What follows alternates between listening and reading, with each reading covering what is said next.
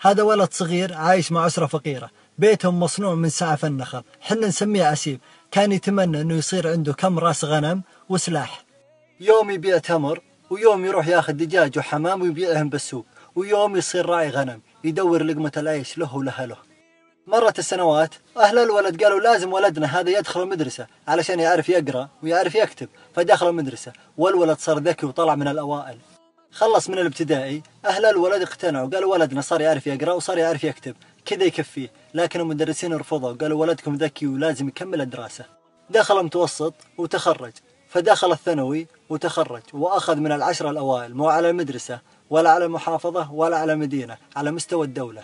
صار من العشرة الأوائل على مستوى الدولة، فدخل طب، وأول سنة له في الطب انفتحت أبواب الابتعاث. سافر إلى أمريكا ودرس في أفضل الجامعات الأمريكية. تخرج من الجامعة وبشهادة تفوق، وصار من أفضل الخريجين. هنا أمريكا قدمت له عرض ووظيفة وراتب مغري. نرجع شوي بالقصة. كان يبيع تمر، وكان يبيع حمام ودجاج بالسوق، وكان راعي غنم، فصار أقوى بروفيسور في أقوى الجامعات الأمريكية. صار يسوي دورات ومحاضرات، والحين يصنف من أفضل دكاترة جراحة الوجه والفك في أمريكا. ومع الأسف 99% من شعبنا حتى ما يعرف اسمه. الحين لا رحت لأمريكا وقلت لهم أعطوني برنت الأفضل دكاترة التجميل الموجودين عندكم، راح يكون هم متصدر القائمة، وينصحونك إذا كان عندك سيولة لا تسوي إلا عنده.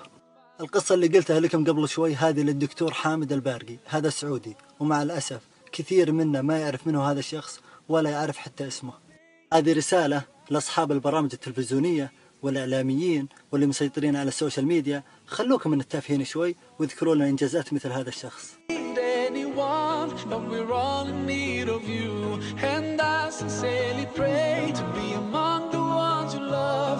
And until my final day, I'll say in all my prayers. My eyes cannot see you, and yet my heart believes.